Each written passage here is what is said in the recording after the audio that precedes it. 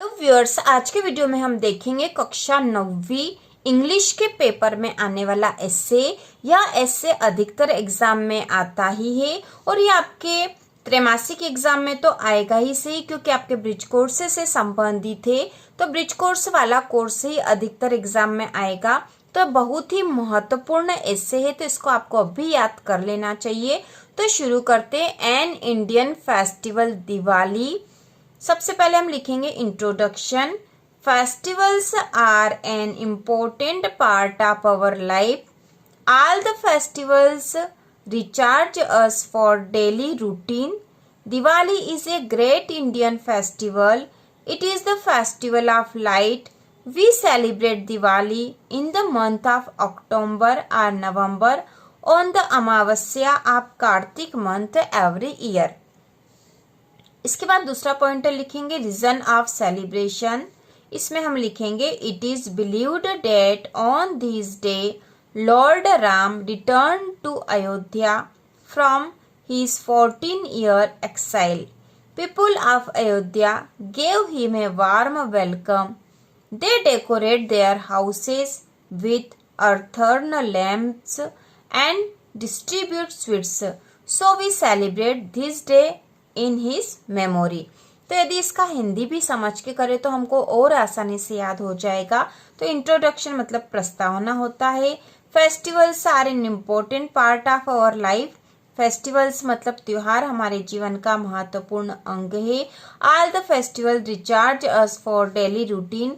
सभी जो फेस्टिवल है वो हमें डेली रूटीन के लिए रिचार्ज करते हैं, उसके लिए नया उत्साह और उमंग प्रदान करते हैं। दिवाली एक ग्रेट इंडियन फेस्टिवल है। It is the festival of light, यह प्रकाश का त्योहार है।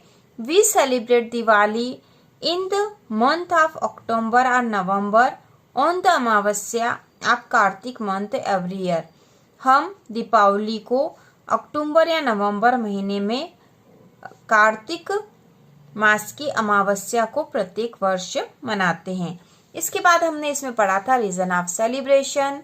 तो इसमें हम लिखेंगे मतलब इसके मनाने का कारण। रीजन ऑफ सेलिब्रेशन मतलब त्योहार मनाने का कारण। तो इट इज बिलीव्ड, यह माना जाता है कि इस दिन जो राम थे वह अयोध्या वापस आए थे उनके 14 वर्ष के वनवास को पूरा करके। तो अयोध्या के लोगों ने उनके स्वागत किया था और अपने घरों को सजाया था और दीप जलाए थे और मिठाइयाँ बांटी थी, इसलिए इस दिन को इस प्रकार से मनाया जाता है। इसके बाद है preparations. People clean and white wash their house.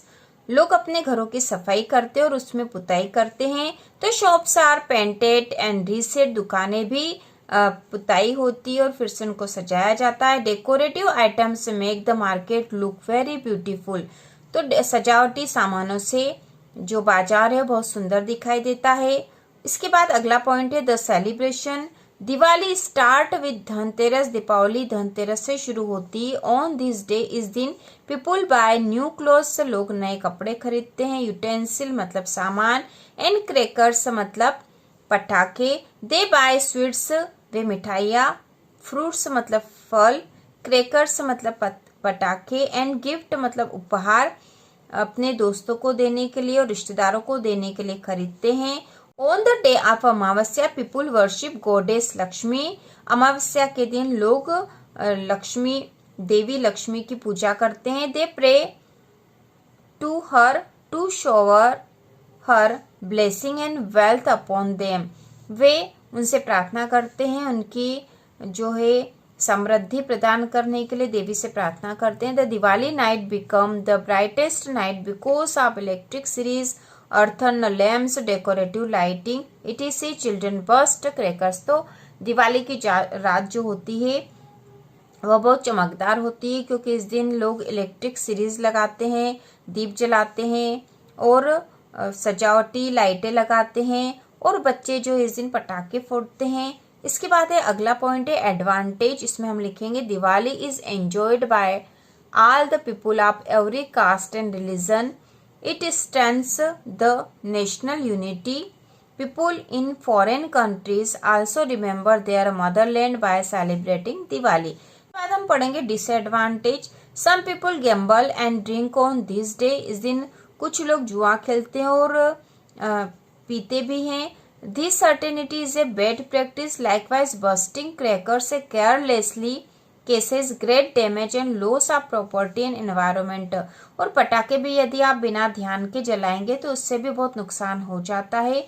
इससे बहुत सारी प्रॉपर्टी और पर्यावरण को भी नुकसान पहुंचता है। कंक्लूजन मतलब उपसंहार। इसके बाद है conclusion. Diwali is a festival of national importance, it brings happiness for both the rich and poor, we should be careful in planning the expenditure for it to make it memorable. तो इस प्रकार से दिवाली का ऐसे था एन इंडियन फेस्टिवल, तो very important है। इसके बाद एक और हम देखेंगे, बाद जो अगला ऐसे है वो है हेल्थ एंड हाइजीन। तो सबसे इम्पोर्टेंट था एन इंडियन फेस्टिवल, उसके बाद है हेल्थ एंड हाइजीन। तो इसमें introduction, health is a positive state where every part of mind and body is in harmony, it is not only the absence of disease but also the well-being of mind and body. A healthy person is someone who has a sound body and a sound mind. इसके बाद अगला point है true meaning of health. Health का जो सच्चा meaning क्या है? According to WHO, health is a state of complete mental, spiritual, physical and social well-being. If a person is in a good physical state and free from any disease but is under constant stress, greed, tension, anger, etc., then that person is not healthy. अगला point है role of nutrition, food and pure water. For good health one needs to eat good food. For a healthy body, a mixed diet is the best option. It should have a proper amount of mineral, vitamin and calories required to run our body. Pure water is also important. Water is very important for our health. इसके बाद अगला point है cleanliness, सफाई। Cleanliness is one of the most important elements of good health. It is an important hygiene habit to keep yourself and your surroundings clean. When there is dirt, there are germs, so a dirty man is attacked easily with diseases. इसके बाद अगला point है importance of personal hygiene. इसमें हम लिखेंगे we should keep our bodies clean, we should brush our teeth daily twice, we should take bath daily, we should cut our nails regularly, we should wash our hands before and after eating, we must cover our mouth while sneezing, we should not touch our eyes and nose with dirty hands. आखिरी में है conclusion मतलब उपसंहार। It is rightly said that health is wealth. A sound mind lives in a sound body.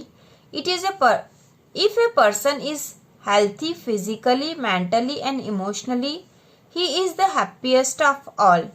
We should practice good health and hygiene habits. तो इस प्रकार से health and hygiene के ऊपर इम्पोर्टेंट निबंध है। 2 इम्पोर्टेंट निबंध हमने कर लिए जो आपके एग्जाम में आने की पूरी संभावना है। तो इसी प्रकार के और वीडियो देखने के लिए कक्षा 9वीं की संपूर्ण तैयारी के लिए चैनल को सब्सक्राइब कीजिए।